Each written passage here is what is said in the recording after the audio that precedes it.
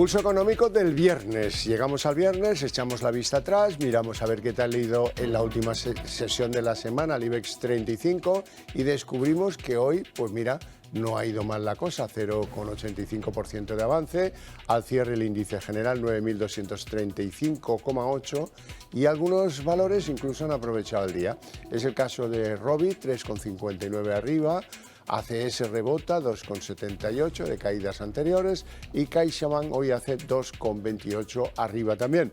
En el lado de las caídas, pues Fluidra la que más, 1,78, en segundo lugar Solaria, 1,57 abajo y en tercer lugar Repsol, que hoy se deja en la sesión, 1,25. Y a continuación les voy a adelantar algunas de las noticias que estoy seguro más les van a interesar del debate económico que mantenemos cada día aquí, en exclusiva para ustedes, con los mejores expertos, para que no se les escape un detalle.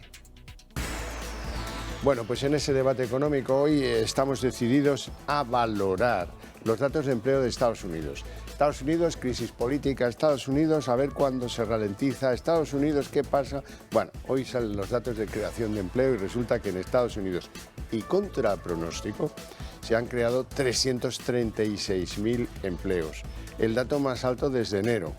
Y bueno, uno dice, pues oye, no sé, pero esto no pinta nada mal.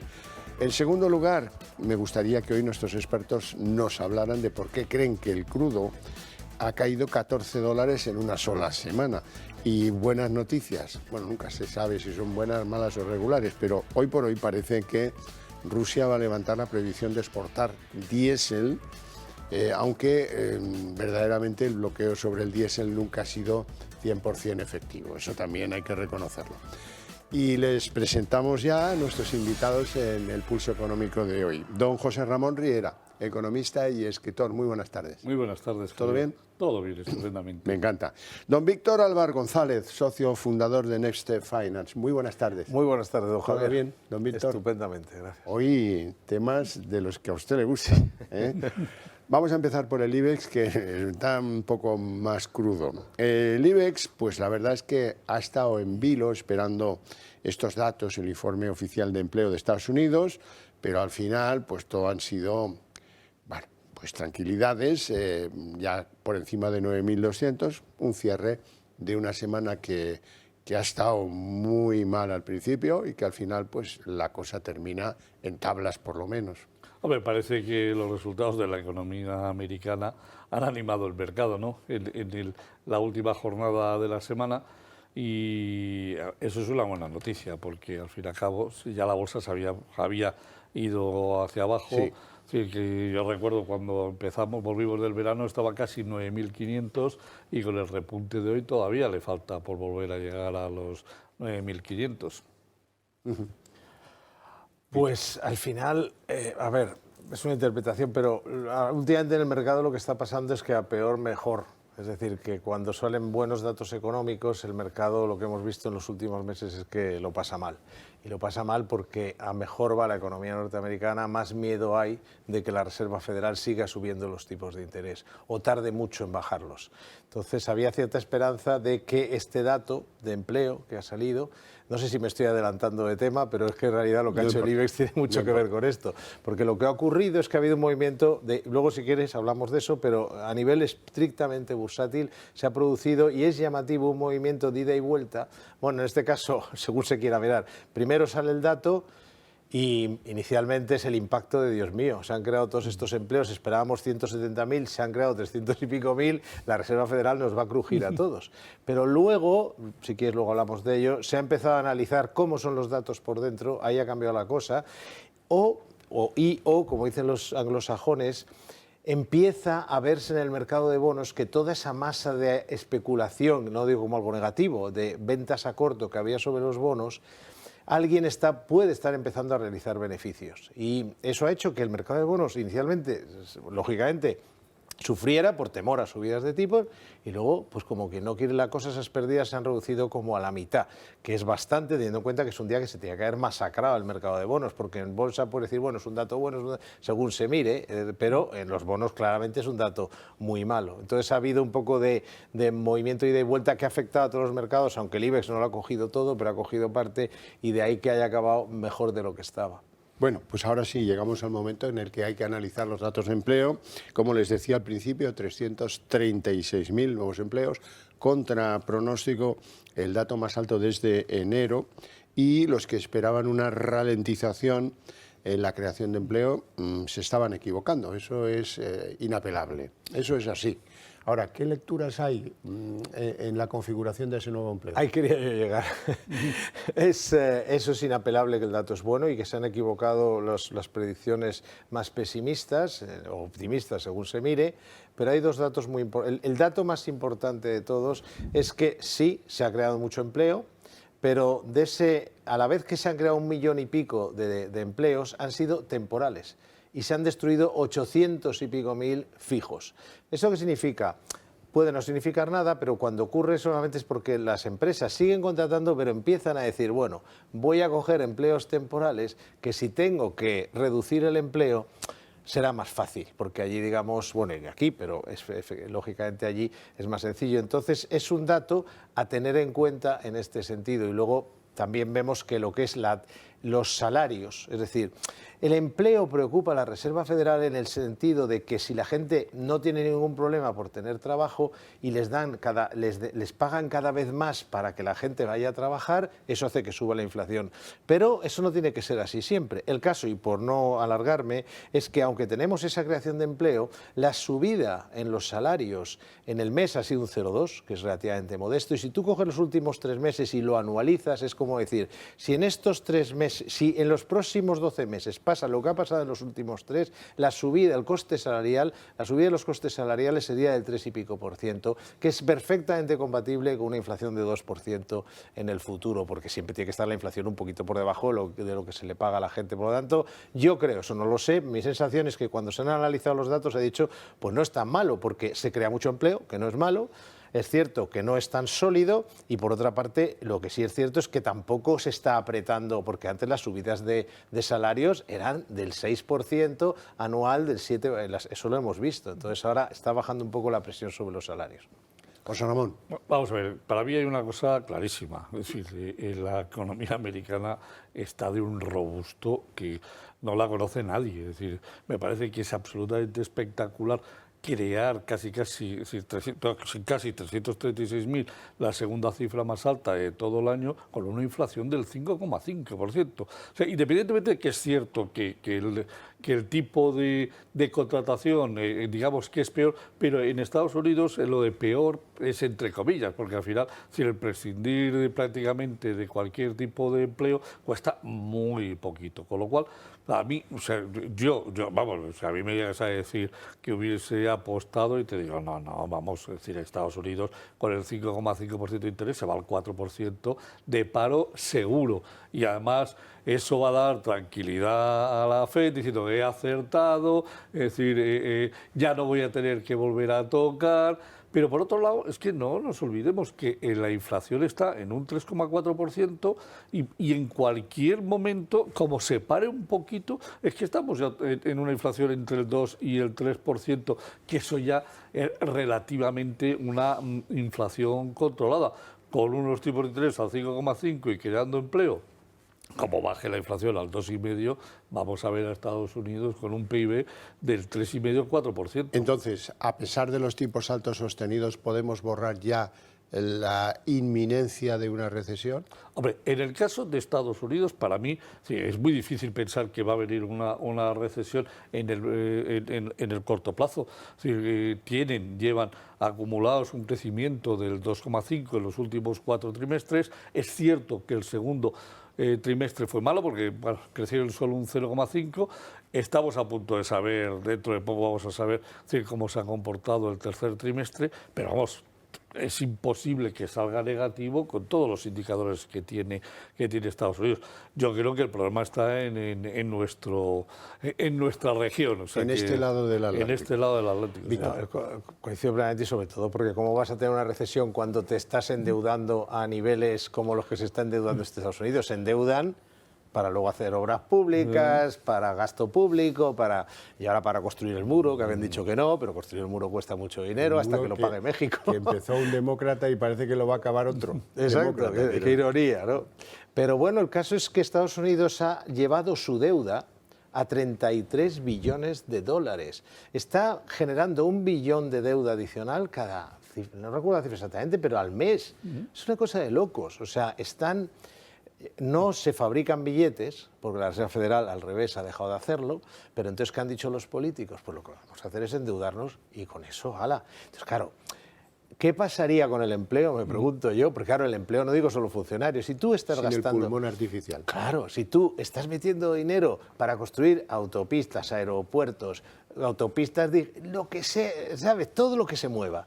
¿Y cómo vas a tener desempleo? Porque no hay, y funcionarios. Pero no solo funcionarios, es que cuando tú tienes toda esa especie de planes quinquenales de gasto un poco a la soviética, pues lo que ocurre es que contratas a muchas empresas de obras públicas que dan mucho empleo. Por eso era, ya lo decíamos en su día, muy difícil que Estados Unidos, hombre, si Estados Unidos no tuviera estos planes de gasto público bueno, estaría ya en recesión y el empleo estaría ya, el desempleo habría subido, o sea, al 5%, no lo sé, estoy elucubrando, pero está clarísimo que esto se mantiene como en Europa, porque hay un gasto público brutal que, aunque sea artificial como motor de crecimiento, es un motor de crecimiento. Eso es lo que se llama políticas keynesianas. ¿Cómo acabará eso? Pues eso seguramente acabará mal, pero eso ya es otra historia. Eso ya es otro cantar. Hablemos del crudo. ¿Cómo es posible que el crudo caiga a $14 en la misma semana? Bueno, pues porque a lo mejor los OPEP Plus no son capaces de mantener todo el tiempo que pensaban.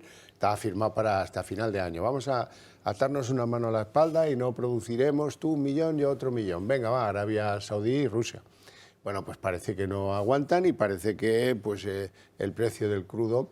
El ministro saudí decía, queremos endulzar el precio del crudo. Pues parece que se les está quedando amargo, no lo sé. Me alegra muchísimo, dicho sea de paso, porque para España es una noticia excelente, ¿no? Para el mundo es una noticia excelente y además... La noticia, sobre todo, excelente, es que no lo sabemos, porque eso es imposible, pero le decíamos hace tiempo, hay que ver ahora a qué precio decide vender Putin, porque irónicamente se le iba a poner un tope al precio del petróleo ruso y el que lo ha subido a $90 ha sido Putin, poniéndose de acuerdo con Arabia Saudita, curiosamente. Pero bueno, aquí la cuestión es cuánto puede aguantar, o es, no lo sé, pero yo creo que ya empieza a ser cuánto puede aguantar Putin la tentación de vender un petróleo que le cuesta $20 sacando por $90. Entonces eso, claro, es lo que yo creo que, y teniendo que pagar una guerra, etcétera. Entonces yo creo que estamos viendo, tenemos que medir un poco a pulso, digamos, a ojímetro, viendo el movimiento de la cotización del petróleo, porque ellos no van a decir, no, ya estamos de acuerdo, no, ellos estarán callados como puertas porque quieren vender a $90, pero lógicamente al final se sabrá. Y otra señal muy curiosa, con esto acabo, es que otro que ha levantado la patita ha sido el ministro nigeriano de petróleo. Y dice, bueno, nigeriano, porque bueno, primero es un productor de petróleo muy importante que está diciendo, oiga, que nosotros no nos estamos llevando aquí dinero. Pero es que luego Nigeria es de los muchos países que utiliza Rusia. Rusia se salta las sanciones por 2 vías. Comprando una flota petrolera propia que ha comprado, les ha renovado toda la flota a los armadores griegos y a todo el que ha querido. Eso es una vía, y la otra es a través de los muchos países que son productores de petróleo, exportadores de petróleo, con lo cual no hay sospecha, y a través de ellos puede vender, que se llevan lógicamente un margen. Claro, los nigerianos han dicho, oiga, nos están fastidiando el negocio, nosotros les comprábamos a los rusos el petróleo o lo que sea, el diésel, los productos... un 10% por barril y ahora no podemos. Y ahora aquí esto pues ya sabrá que podamos todos seguir, digamos, ganando. Con una gran, excelente noticia, porque significa que probablemente empecemos a ver un alivio por ese lado en la inflación y en el coste de la vida. José Ramón. Vamos a ver, lo que Víctor ha explicado es irrefutable, como siempre. Yo le añadiría simplemente una cosita. Europa está en una situación complicada y evidentemente cuando la economía europea está en dificultades y más al precio casi de $100 como ha estado el barril, pues se está parando. O sea, ha provocado una tensión superior en las actividades económicas y ha reducido el consumo. Como reduces el consumo, automáticamente, ay, que me la doy. Y entonces, ahora estamos viendo que, bueno, pues cuando no compras, los precios, ¿qué sucede? Pues que bajan, evidentemente. Claro, yo he dicho la teoría conspiranoica, pero esta es la de economía pura y la comparto. Claro, si te empiezas a apretarle las tuercas a la gente, claro, sí, cortamos el precio del petróleo, pero sobre todo Europa, la gente dice, pues iré en tren o iré en autobús, es que al final no hay otra. Efectivamente, y si en lugar de, como para producir, es decir, en mis industrias, como me están comprando menos coches, como me están comprando menos no sé qué, como me están comprando, pues bueno, adapto mi oferta, ¿para qué? Para que no se me destruya por otro lado el precio del automóvil, el precio del acero, etcétera, etcétera, con lo cual han bajado producción, es decir, están entrando en crisis y por lo tanto compras menos energía. Y esta es la razón, una de las claves por las cuales ahora se están dando cuenta de que tenía mucho riesgo esa medida y que iba a producir daño en algún sitio. En Europa ya lo está produciendo. Ahora bajará. Y lo mismo, pues empezamos a encontrar la alegría en el último trimestre, a ver si es cierto. A ver si hay suerte. Por no salirnos del asunto petrolero, es una fusión que se está pues, a punto de producir en Estados Unidos, según la cual ExxonMobil, que es una de las más importantes petroleras de allí, se va a quedar con Pioneer. Y eso pues, se cierra en torno a 53.000 millones de euros de absorción o de fusión con esta compañía, una de las operaciones más importantes del mundo petrolero de los últimos 20 años, sin lugar a dudas. Es irónico, ¿no?, que íbamos a ir a un mundo cada vez más separado y menos dependiente de los combustibles fósiles. Y como dicen, ¿no?, hay que ver cuando pasan las cosas a quién benefician, ¿no? Porque aquí los que cada día están más forrados son los saudíes, las compañías petroleras. Me río, pero es una pena, porque todos estamos de acuerdo en cuanto menos combustibles formar, a lo mejor la fórmula es discutible, pero al final es lo que está pasando. Yo no creo que en el largo plazo, pero no por ese motivo, sino porque hay cosas más interesantes a nivel del mercado, lo más interesante sea la energía. Porque Rusia volverá a producir y no creo que haya ahí, y estamos viendo, es difícil que haya esa subida como alguien así más ventilado, hiperventilado, de dicho $120 el barril y todo eso lo dudo. Pero lo que sí está claro es que el que ha invertido en ESG, en temas que están muy bien, pero el resultado para el inversor ha sido terriblemente malo comparado. Esperemos que la inteligencia artificial pues cambie eso, pero estos los que están forrándose son directamente las compañías petroleras y haciendo operaciones de miles de millones de dólares, ¿no? Vamos a ver, este tipo de fusiones demuestra que el mercado todavía, como dice Víctor, está tremendamente potente en el mundo de las energías tradicionales. Y es más, no olvidemos que las propias energías tradicionales están empezando a invertir en otro tipo de tecnología para prepararse y ser los oligopolios naturales del futuro, claro. Es decir, es que no van a dejar pasar ninguna. Al revés, esto lo que demuestra es una mayor capacidad de potencia, de producir, de comprar, de vender, y vas a ver tú que en cuanto salga una pequeña industria de producción competitiva de hidrógeno, vas a ver quién se la lleva. O sea, no tengas ninguna duda. Lo hemos visto con el fracking, que al final... Y lo que están acumulando también, se acumula poder. Que al final, poder de fijación de precios. Es que todo lo que tiende al monopolio, al oligopolio, no es precisamente bueno para el consumidor. No sé por qué vía, pero evidentemente esto es más poder, una fusión, y creas una compañía que es un pedazo de compañía, que luego empiezan las cosas de la influencia sobre Washington, de no sé qué, y luego decimos, ¿y dónde está nuestro aire limpio? Bueno, último asunto que tiene que ver con Estados Unidos. La SEC, que es el equivalente americano a lo que aquí sería la Comisión Nacional del Mercado de Valores, ha demandado a Elon Musk, al de los Teslas, a ese. ¿Por qué? Pues porque es un tipo un poco arrogante que ha dicho yo no voy a declarar ahí sobre un tema que una presunta acusación de fraude bursátil en el entorno de la compra de Twitter. Y bueno, pues le han demandado y allí esto no tardará como aquí no sé cuántos los años. Allí le va a salir un problema a Elon Musk por muy rico que sea. Uno más, porque van, yo creo, bastante a por él. O sea, en Estados Unidos, Elon Musk ha pasado a un nivel que ya no es de un puro empresario. Elon Musk está, para bien o para mal, yo no lo juzgo, pero lo que sí está claro es que por algún motivo ha decidido que él hay cosas en las que quiere opinar y tener un papel a nivel político. Entonces, aunque sea una opinión. Y entonces, bueno, claro, es un enemigo muy formidable. Y vamos a empezar a ver, bueno, lo estás viendo en prensa, que si Twitter va fatal, que si esto lo otro, pero yo no veo que vaya especialmente mal y que deje de funcionar, pero no lo sé. Pero lo que sí notas es claramente que hay yo diría una campaña bastante orquestada. Después de la de Trump, la más activa en Estados Unidos. Exactamente. Qué raro que después de la de Trump sea la más activa en Estados Unidos y encima de por dónde derrota y deriva precisamente. Y llegando unas elecciones a Estados Unidos si no, es que, habiéndose hecho con Twitter, perdón. Claro, es que no nos podemos olvidar qué tipología mental tiene el señor Musk, de qué área, digamos, filosófica, económica y hacia qué nivel derrota precisamente hacia la zona republicana y además la republicana más dura. Con lo cual, claro, evidentemente va a sufrir el castigo natural del mundo woke, y el mundo woke está dominado por el señor Biden y todos los que le permiten, sí, y todos los que le apoyan, le soportan y le dirigen y le llevan.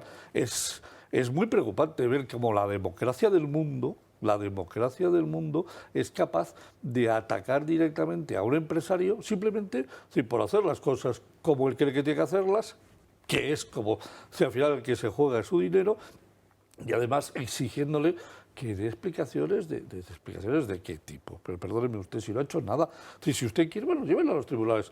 Va a poner a sus abogados y veremos a ver lo que pasa. Riena, este es un penalti que te quiero chutar a ti específicamente. Las reclamaciones por fraude de los clientes bancarios ante el Banco de España se han duplicado en el año 22. Es el último y rabioso dato conocido de esta materia. No es mucho dinero, apenas 6 millones de euros, pero en el Banco de España dicen que hay que ver cómo están los usuarios y hay que ver cómo están los abusos. Sí, vamos a ver, es que estamos hablando de en total 6.000, se ha duplicado de 3 a 6. Hombre, si me llegas a decir que ha pasado de 300 a 600 o de 3.000 a 6.000 millones, me preocuparía. De 3 a 6, vamos a ver. Sí, claro que los usuarios están preocupados viendo que llegan a una oficina bancaria que hasta las 11 de la mañana puedes todavía retirar efectivo, a partir de las 11 no, en la caja no te dan efectivo, que tienes que ir a un cajero. A ver, claro, evidentemente, lo que tenemos que pensar es que la banca está sufriendo una transformación tecnológica si quiere mantener su tasa de beneficios y si quiere mantener su rentabilidad en dividendos para los accionistas. No queda otro remedio que adaptarse a las situaciones modernas. ¿Que no es divertido? No, yo me imagino que a ningún banco le apetece despedir a miles de trabajadores y de cerrar cientos, por no miles de oficinas. Y ahí es donde están las quejas. También influye mucho que veníamos de un mundo súper bueno desde el punto de vista de los servicios bancarios. En Inglaterra hace 25 años había que pagar para que te atendieran en el banco a hacer una consulta. Y no nos olvidemos de un tema, las fusiones. Que este país tenía hace 10 años no sé cuántas instituciones financieras y hoy quedan cuarto y mitad. Y por eso tiene esa fusión obliga de una forma natural a reducir. Yo estoy de acuerdo en que a lo mejor no debemos de quejarnos porque hay que adaptarse a nuevas tecnologías. Lo que en cambio nos quejamos muy poco es de lo que yo conozco. Por ejemplo, pagamos las comisiones en fondos de inversión más altas de Europa y del mundo. O sea, es que tú ves lo que se paga por un fondo de inversión en Estados Unidos, lo que se paga en Inglaterra, lo que pasa en Alemania, y lo de aquí es como una broma. Entonces yo creo que al revés, la gente está quejándose, a veces es verdad, de cosas que a lo mejor pues no tienen remedio porque por ahí van los tiros. Pero de otras que sí tienen en cambio, remedio. O incluso sacar dinero de los cajeros, pero en lo que yo conozco, porque yo no voy a hablar ex cátedra, pero lo conozco muy bien, que son nuestra especialidad, análisis y selección de fondos de inversión, pagamos las comisiones más altas del mundo civilizado. Hubo un momento en que cuando el Banco de España autorizaba las cláusulas de las hipotecas no había problema con las hipotecas. Ahora pues está problemas con no sé qué, aquella problemas con el cambio de divisa, la otra con Se pueden buscar huecos a ese oligopolio que hace tan duro en las comisiones en España, pero sin duda ahí sí que tendríamos que quejarnos. Claro. Bueno, pues aquí lo dejamos en la edición de Pulso del viernes, con mi agradecimiento a ustedes dos por su presencia en el programa y por sus opiniones. A ustedes, ¿qué les voy a decir? Si están encantados con el programa, pues yo encantados con ustedes y con el programa. Por eso les regalo a continuación, a la vuelta de publicidad, la redacción abierta de la tarde con todo lo que trae la política o la amnistía, como quieran, porque casi no hay nada que no sea lo mismo.